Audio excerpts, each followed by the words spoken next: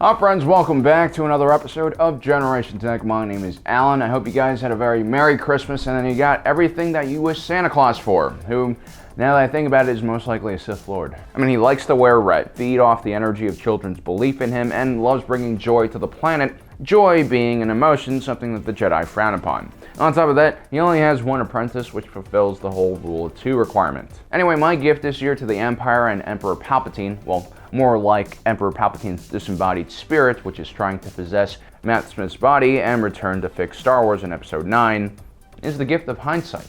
Because nothing makes a person happier than explaining them what they did wrong after they spent many years in exile thinking about that same exact thing. Today we'll be discussing the 10 flaws with the Imperial strategy during the Galactic Civil War.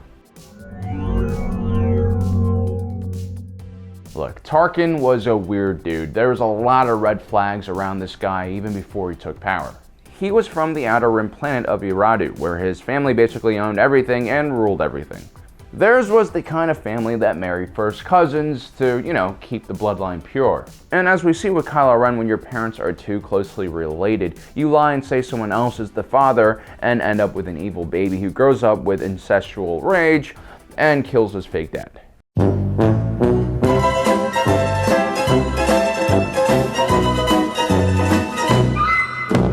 The Tarkin family was also really into the natural hierarchy of things. They considered all humans still animals fighting for scraps of food. So in order to teach young Wilhuff not to be a pussy, the Tarkin family would send their young out into the very dangerous Eriadu wilderness to survive. It was this upbringing and the lessons he learned from it which inspired Tarkin to eventually create his own Tarkin Doctrine. I think it's better if we stick together.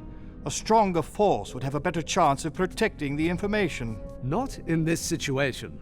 But surely we'd have more strength in numbers rather than divide us. Officially, the Tarkin Doctrine gave support to the Empire and called for a larger military to bring stability to the galaxy, which is fine. What it evolved into was something a lot darker and more problematic. You see, Tarkin's experiences in the chaotic Outer Rim made him realize that the Galactic Empire would never have the power or resources to create a navy large enough to cover the entire galaxy. Instead, what he wanted was a powerful weapon, a kind of nuclear deterrent that would make stateless insurgents and enemy plans think twice about being traitors against the Empire, which of course was very stupid.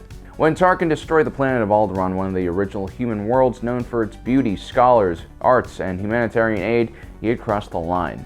It made people who were on the fence about what they thought of the Empire or rebellion finally choose a side. It was hard to just ignore the destruction of an entire planet. The Tarkin Doctrine represented a very flawed view on human society and human behavior, and eventually led to massive recruitment for the rebellion. Creating stability and getting rid of extremism is actually relatively simple on paper, but very hard to execute. If you look at our world today, before every major period of warfare, we usually see a collapse in the global economy, food shortages, and high unemployment rates. In the States, Middle America has been devastated since the recession by the disappearance of manufacturing and industrial jobs. While the Democrats more or less neglected this very important part of our country, Trump seized on the opportunity by pointing his fingers at Mexicans, Chinese, Muslims, or whatever boogeyman he could conjure to blame all of Middle America's problems on.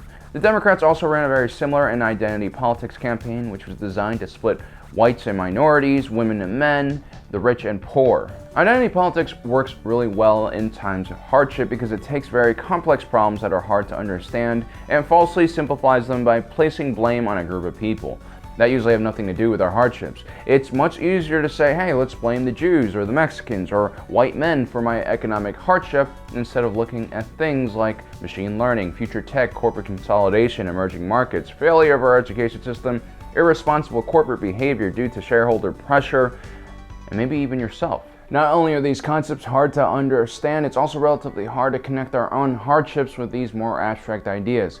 It also doesn't represent something physical that we can hurl insults towards, like another group of people, for instance. The Emperor really wanted stability. The first and only thing he really needed to focus on was creating a strong and healthy economy, preferably a regulated capitalist system.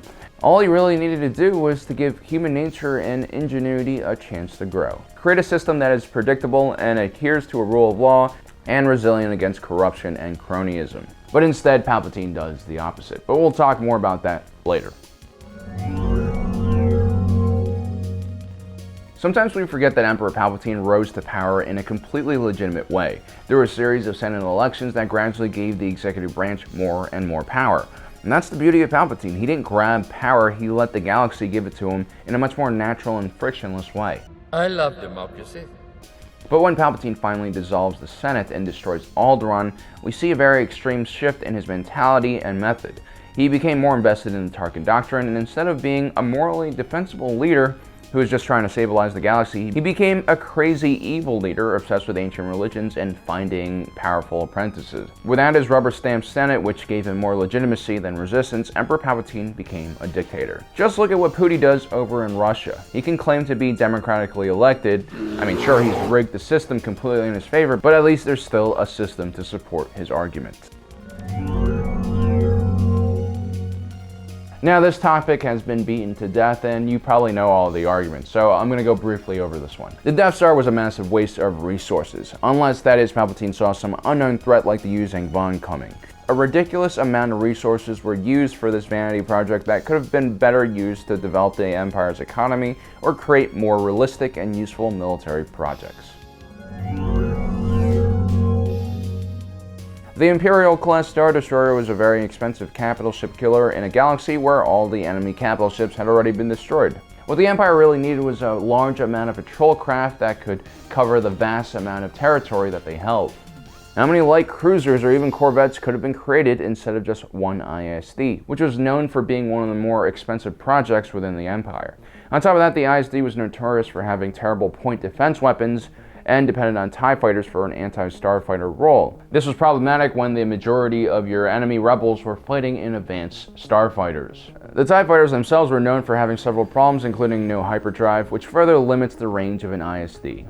Range again being extremely important because oftentimes one Imperial Star Destroyer patrolled several regions all by itself.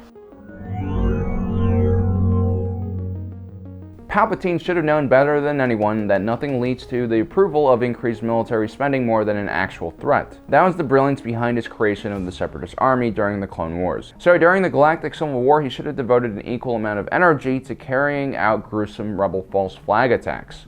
More violent rebellion groups like the Partisans actually helped the Imperial cause a lot. Now, the Empire did carry out a few false flag attacks, but in order to really change the galaxy's opinion of the Rebel Alliance, they needed to do something big, like Alderaan big. If the destruction of Alderaan at the hands of the Empire caused many loyal Imperial pilots and stormtroopers to defect, imagine what would have happened if the blame was pinned on the rebellion. Look, I understand that as long as slavery is done to non-humans, it's not technically immoral, but even the most amateur economist knows that slavery is damaging to society. One of the best and surest ways to grow your economic size is by introducing new members into your economy. Slavery does the opposite and turns consumers into commodities and stamps out any opportunities for them to become healthy members of society. That's why the South ultimately fell behind the North. Maybe it was a test. Maybe Palpatine wanted Anakin Skywalker to do the most terrible thing he could think of in order to prove his loyalty. Maybe Palpatine just hates lumpy, misshapen children. But why order Anakin to kill all of those Jedi younglings if after Order 66 Palpatine spends a considerable amount of resources and energy hunting down Jedi younglings and young Force-sensitive kids to recruit to his cause? It was almost impossible to clone Force-sensitive individuals, and finding a baby with this ability was extremely rare and random. It seems very pointless for Anakin to murder these potentially priceless individuals. In order to sustain his massive military ambitions, Emperor Palpatine made the Imperial economy depend completely on it. The Galactic Empire was by far one of the largest employers in the galaxy, and one of the most visible parts of the Galactic Empire was the common stormtrooper. The Empire tried their best to make them look as inhuman as possible by getting rid of their names, individuality, and beliefs, and then covering them in plastic. As a matter of fact, most people did view them as droid-like. Which gets to my next point, why didn't the Empire just use droids like the Separatists did? The stormtroopers for the most part weren't used in combat. They policed cities and hyperspace lanes, occasionally conducted raids and inspected suspicious ships. So they didn't really need to be that competent. Droids would have done the job very well, and more importantly, droids don't defect. They also cost much less upfront because they don't really need to be trained, and they cost a lot less maintenance-wise as well. So how can the Empire afford such a large amount of military expansion in such a short time? Well, Palpatine did this by greatly expanding government control over almost everything. During the waning months of the Clone Wars, Chancellor Palpatine at the time seized control of the banks, which gave him control over currency printing. He then nationalized several major defense contractors and resource-rich worlds. He forced these new acquisitions to increase their quotas without necessarily increasing their funding. This would naturally trickle down to the workers and foremen, which would make their lives much more difficult. And as the middle class began to suffer, so did all the other industries that depended on their spending. As more and more businesses fell, the Empire and federal government expanded in size. In the short run, it allowed the government to build a massive military for incredibly cheap. In the long run, it destroyed the galactic economy and made the populace much more susceptible to rebel propaganda. So guys, those are 10 reasons why I think the Empire ultimately lost the Galactic Civil War. Let me know in the comment section below what I missed, because I know there are at least a dozen more reasons that are pretty viable. Don't forget to subscribe, hit that notification button so you don't miss out on the rest of our awesome content. As usual, thanks for joining us today. If you're watching this, you are Generation Tech.